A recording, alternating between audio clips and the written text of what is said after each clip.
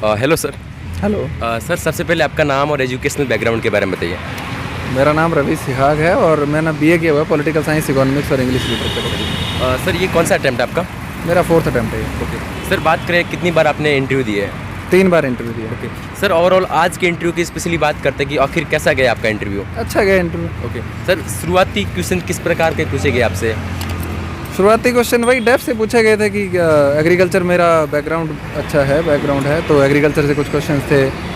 कुछ questions depth से थे, जैसे क्विज से रिलेटेड था, और मेरी सर्विस प्रेफरेंसेस से कुछ क्वेश्चन थे, यही सब था। सर इससे पहले भी आपने इंटरव्यू दिया और आज इंटरव्यू दिया, उन्होंने आपको क्या डिफरेंस लगा सर?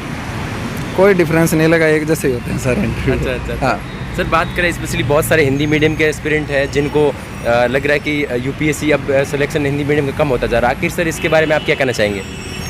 ऐसा नहीं है, थोड़ी सी स्ट्रेटजी वगैरह अच्छे से प्रिपेयर करें, और इंग्लिश के मटेरियल को थोड़ा पढ़ना पड़ेगा क्योंकि हिंदी में मटेरियल की कमी है, और थोड़ा सा साइंटिफिक तरीके से अगर हम पढ़ेंगे तो हिंदी मीडियम से भी सिलेक्शन हो सकते हैं। सर अभी आप सर्विस में भी है, सर्विस में होने के बाद में भी इस बार आप इंटरव्यू देने जा रहे हैं, तो सर आप किस टाइम मैनेजमेंट किस प्रकार कर रहे हैं? टाइम मैनेजमेंट करना पड़ता था, सुबह जल्दी उठना पड़ता था, रात को लेट तक सोना पड़ता था, थोड़ा नींद से कॉम्प्रोमाइज़ करना पड़ता था, ये सभी चीज़ें। ओके तो सर बात करें आपके ऑप्शनल सब्जेक्ट क्या है सर? हिंदी साहित्य। ओके, हिंदी साहित्य से रिलेटेड आपको क्या क्या क्वेश्चन पूछे गए?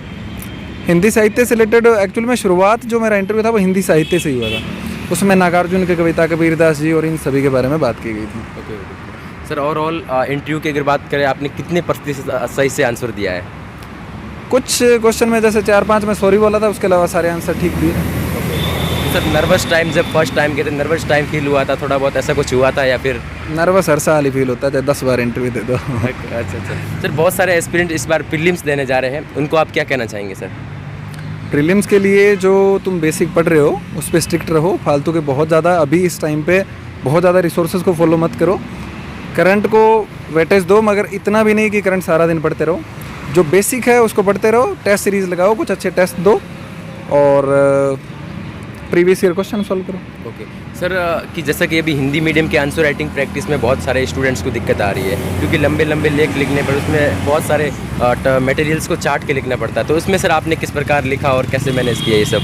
देखो, पॉइंट टू पॉइंट लिखना वो सबसे बेस्ट है, कि अगर आप इंट्रोडक्शन कर रहे हो तो उसको ऐसे नहीं है कि आप आधे पेज से ज़्यादा कर दो। बिल्कुल, छोटा इंट्रोडक्शन लिखो, पॉइंट टू पॉइंट उसमें जितना भी पूछा है वो लिखो, और एक अच्छा सा कंक्लूजन दो।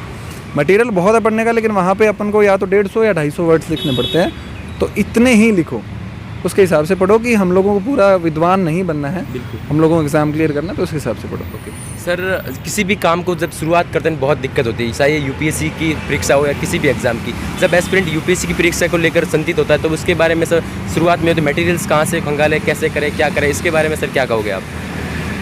मटेरियल NCERT को शुरुआत करो, उसके अलावा कोई भी एक जो ऑथेंटिक मटेरियल मार्केट में अवेलेबल है उसको पढ़ो, और उसी पे स्ट्रिक्ट रहो। ऐसा नहीं है कि बार बार मतलब 2 नावों में सवार नहीं होना है। करंट पढ़ रहे हो तो एक मैगजीन पढ़ लो, कोई भी पढ़ लो।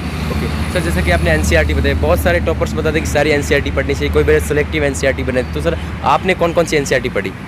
मैंने हिस्ट्री की, ज्योग्राफी की, इकोनॉमिक्स की, ये मेन 3 NCERT पढ़ी थी।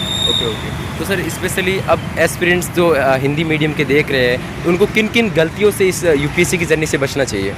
देखो, मार्केट में बहुत सारा मटेरियल अवेलेबल है, सारों को नहीं पढ़ना है। जो बेसिक चीज़ें हैं NCERT वगैरह, उन पर फोकस रखो, टेस्ट पेपर लगाओ, और बहुत ज़्यादा लोगों से राय मत लो। मैं भी बता रहा हूँ तो इसको भी ब्लाइंडली फॉलो मत करो, अपना दिमाग यूज़ करो कि क्या यूपीएससी पूछ रही है, किस तरीके से उसमें क्वेश्चंस आ रहे हैं, उसके हिसाब से प्रिपरेशन करो। ओके सर, इसमें कोचिंग कितना मायने रखती है?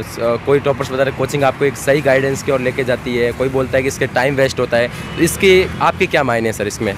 अगर तुम्हारा बिल्कुल बेस ज़ीरो है, कोचिंग कर सकते हो, अगर सेल्फ करनी है तो सेल्फ भी कर सकते हो, दोनों अच्छे हैं। ओके तो सर आपने की होगी सर कोचिंग, तो इसमें आपसे कोचिंग की कितना बेनिफिट हुआ करने से? देखो, मेरा ऑप्शनल था हिंदी साहित्य, उसकी कोचिंग की थी और उसका अच्छा बेनिफिट मुझे मिला।